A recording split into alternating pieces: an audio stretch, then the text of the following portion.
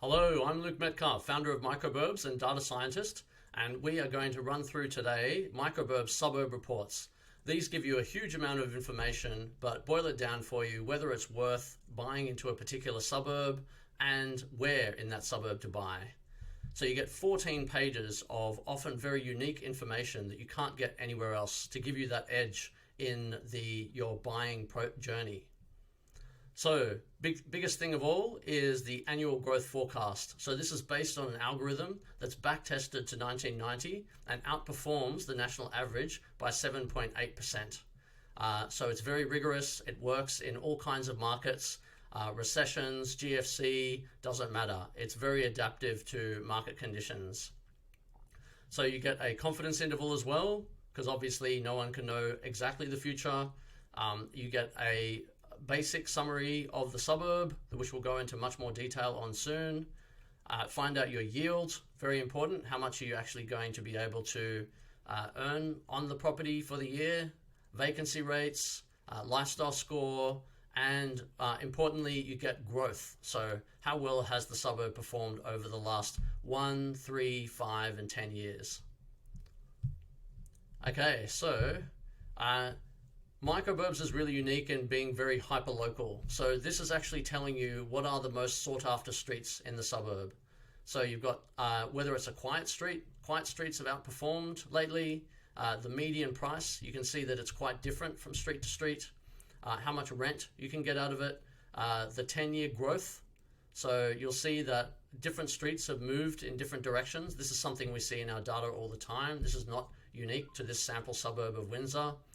The proportion of renters, so investors love to go for places with lots of owner-occupiers. It's seen as more nice, and having owner-occupiers there to buy the property at the end also increases your potential capital return.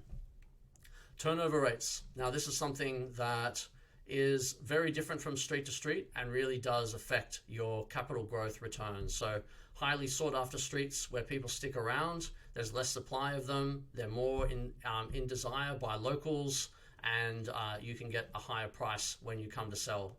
It also means if there's a low rental turnover rate that you've got less chance of the property being vacant.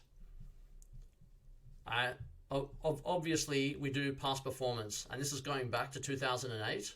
And this pricing that we provide here is not from CoreLogic or any other major. Ours is specifically designed to work even in low volume markets. So we're not taking listings from 12 months ago like our competitors are. It's all about being very up to date. And you can see there is a line for the overall region and a line for Melbourne as well, so the city. Obviously, it shows always the relevant areas, the containing areas for the suburb you choose.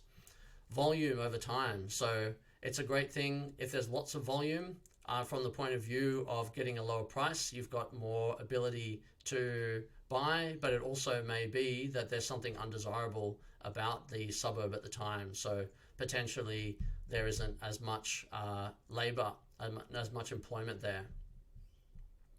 Now this thing is a real wow feature. So this is median price by pocket. So each of these pockets here are about 120 households, and you can see that there's quite a difference between the pockets. So it enables you to drill down, find the pockets that are the right price for you, and also have a good growth trajectory. You don't want it to be too high. That might show that it's peaked. But if it's really low, you might have other questions about why that might be. And we'll be coming, of course, Microburbs is very well known for public housing. We'll be coming to that risk analysis soon. So rental returns. Obviously, you need to know how much you're going to get for the property. And it's actually a myth. Usually high yield doesn't mean that you've got less capital growth. So you can have the best of both worlds. Our livability scores, so affluence is wealth and income, community is community organizations and how much people come together. Convenience is about access through public transport and cars to things you need many times a week, like supermarket, gym, and employment. Family score is how well the kids are behaved, how well they go at school, and how many families are around. Lifestyle score is access to more recreational facilities like parks and beaches and shopping centers, more the things that you would do on the weekend. And tranquility score is how peaceful it is. We also have a HIP score. It's not shown in this sample version, but when you download it, it'll be there. And that is like how funky the area is. So more gentrified areas that tend to have more high-income people, but also that cosmopolitan vibe. So local amenities, what are the really important things that you need to know are nearby in the suburb? You get the parks, the public transport stops, the supermarket, very extremely important, and also schools and railway stations. So all this great stuff to really give you a sense of like the lay of the land on a local level for the suburb. Noise, another unique thing. The darker the square here, the more noise there is. So you can really turn off tenants with loud noise, particularly if they're families or they're older.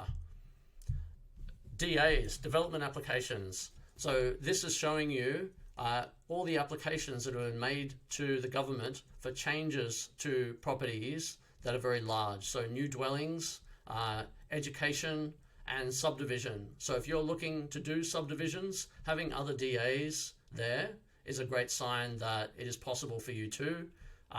New dwellings can be a sign that you can do the same if other people are bothering to do it. But on the other hand, it might mean more supply. So if you're seeing lots and lots of new dwellings coming in, then that's a warning sign for you that when you come to sell, you'll be competing with lots of other properties. Similar suburbs we run through, and we provide a real comparison for you. If you click these links, you can get a similar suburb report for each of these.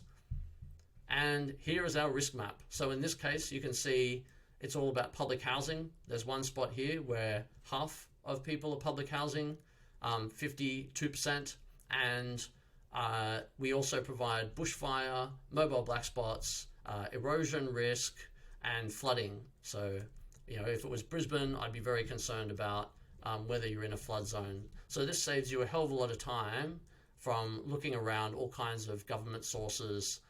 We put it all into one map for you. Zoning.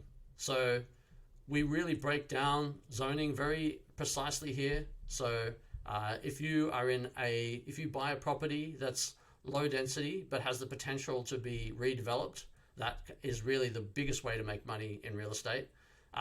But also if there's higher zoning potential near you, that can mean a loss of privacy, it can mean lots of noise, and it can also mean more supply. So that can be a negative. And obviously from the point of view of an occupant, being really close to commercial and industrial is a negative as well.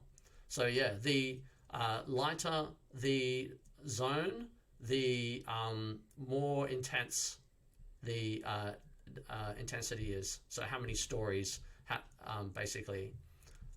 So ethnicity, finally, this gives you a real flavor. So in Microburbs, we're all about what's really going on. If you were walking around the suburb, what would be your impressions? And here you can see this breakdown by birth country. And you can see that in the far west of the suburb, you've got a lot of Asians. And we've got this breakdown here, China, England, Greece, so particular countries as well. So you can get much more of a sense. A lot of investors love to follow migrants because they see that is a source of growth. So that's pretty much it. I hope you've enjoyed this tour of our suburb reports. Get them online, and you can also get them as part of our subscription package, depending on your needs. By all means, I'm very approachable, so feel free to connect with me if you want to learn more. Thank you very much.